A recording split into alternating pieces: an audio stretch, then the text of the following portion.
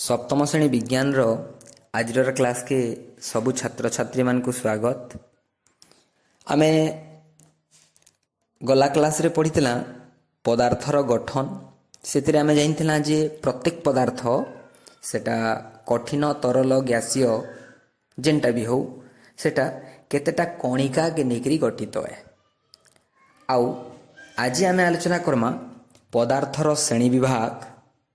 आमे पदार्थर भौतिक अवस्था बोलिकी कहूँ पदार्थर कठिन तरल किंबा गैसीय अवस्था के सके से दृष्टिकोण भौतिक दृष्टिकोण ताके तीनटा भाग रे विभक्त कराई आसी।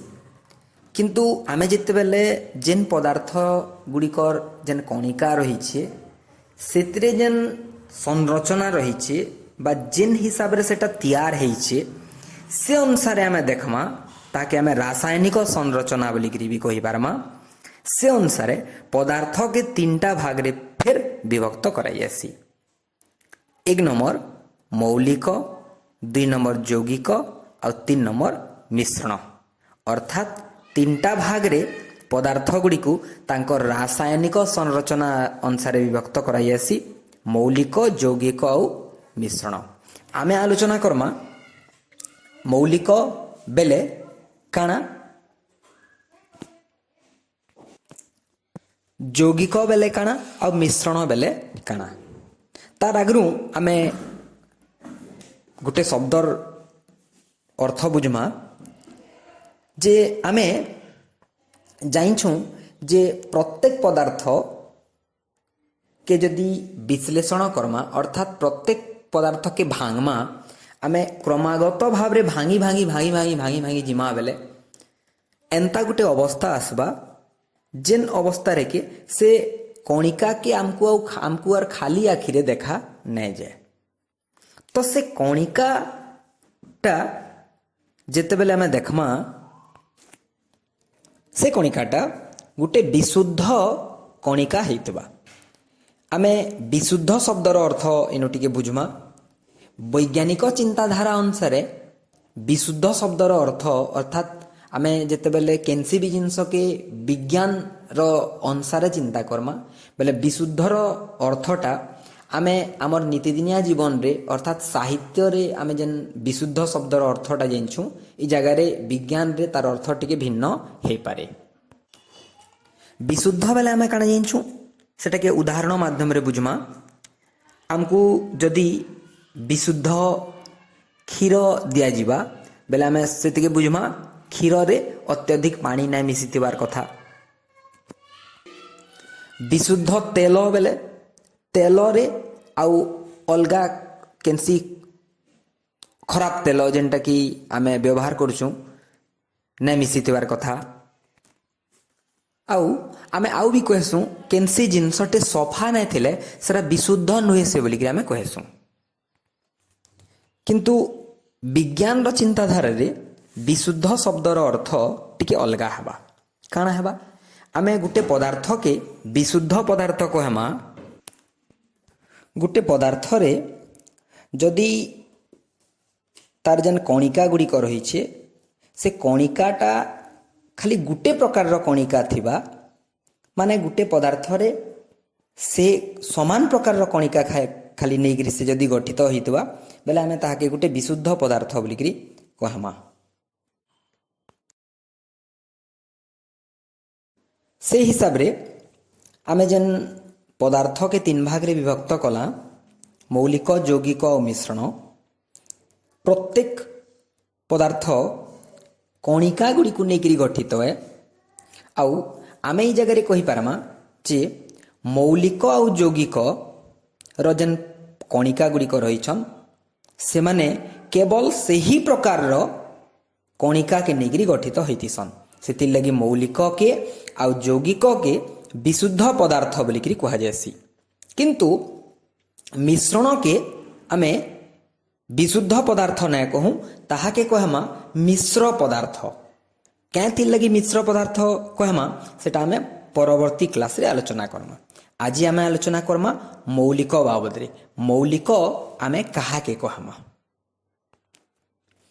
आमे ଅନେକ ଗୁଡ଼ିଏ ପଦାର୍ଥ ବାବଦରେ ଜାଣିଛୁ, ଯେନ୍ତା କି ଲୁହା, ସୁନା, ରୂପା, ଆଲୁମିନିୟମ, ତମ୍ବା ଏନ୍ତା ପଦାର୍ଥ ଗୁଡ଼ିକୁ ଆମେ ସମସ୍ତେ ଦେଖିଛୁ।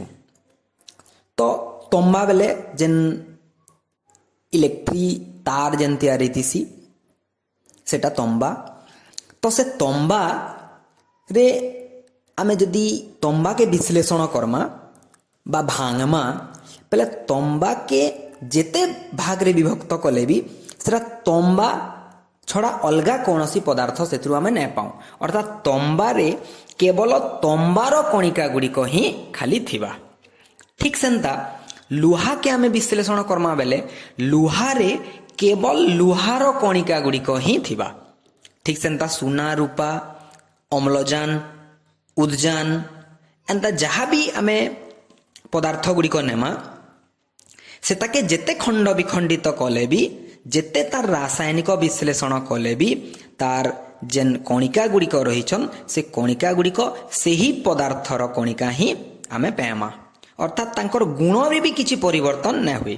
ଅର୍ଥାତ୍ ଗୋଟେ ତମ୍ବାର ଦୁଇଟା କଣିକାକେ ଆମେ ଯଦି ନେମା ବେଲେ ଦୁହି କଣିକାର ଧର୍ମ ଗୁଡ଼ିକ ବି ସମାନ ହେବା। ତ ସେଟାକେ ଆମେ ବିଶୁଦ୍ଧ ପଦାର୍ଥ ବି କହମା। ତ ଏନ୍ତା କଣିକା ଗୁଡ଼ିକ ଯେନ୍ତା କି ସୁନାରେ କେବଳ ସୁନାର କଣିକା, ଲୁହାରେ କେବଳ ଲୁହାର କଣିକା, ଆଲୁମିନିୟମରେ କେବଳ ଆଲୁମିନିୟମର କଣିକା ହିଁ ଥିବା। ତ ଇ ପଦାର୍ଥର ହେଇ ସରଳତମ କଣିକାକେ ଆମେ ମୌଳିକ ବୋଲିକିରି କହମା। ଆମେ ଯେନ୍ ମୌଳିକ ବାବଦରେ ଆଲୋଚନା କଲା, ଇ ମୌଳିକର ବି ତିନିଟା ଭୌତିକ ଅବସ୍ଥା ଅଛି। ଅର୍ଥାତ୍ ଆମେ ଯେନ୍ ଭୌତିକ ଅବସ୍ଥା ବେଲେ ଜାଣିଛୁଁ କଠିନ, ତରଳ ଆଉ ଗ୍ୟାସୀୟ।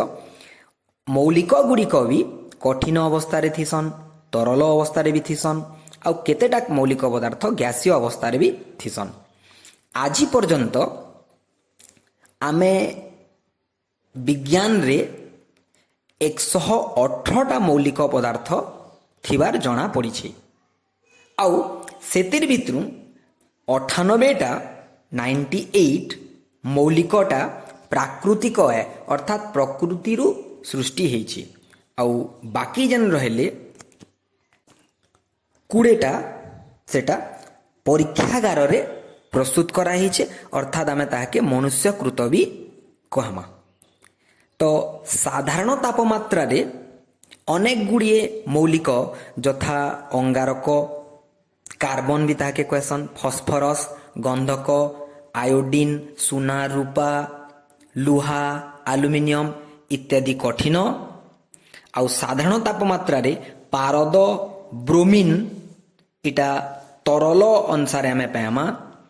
ଠିକ୍ ହେନ୍ତା ଉଦ୍ଜାନ ବା ଆମେ ହାଇଡ୍ରୋଜେନ୍ ଯାହାକେ କହୁଛୁଁ ସେଟା ବାଷ୍ପ ଆକାରରେ, ଅମ୍ଳଜାନ ବାଷ୍ପ, ଯବକ୍ଷାରଜାନ ବା ନାଇଟ୍ରୋଜେନ୍ ବାଷ୍ପ, କ୍ଲୋରିନ୍, ହିଲିୟମ୍ ଇତ୍ୟାଦି ବାଷ୍ପ ବା ଗ୍ୟାସୀୟ ଅବସ୍ଥାରେ ଆମେ ପାଇସୁଁ।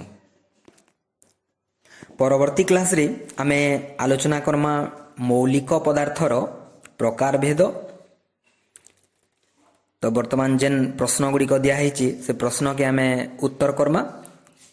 ଆଜିର ଲାଗି ଏତ୍କି, ଧନ୍ୟବାଦ।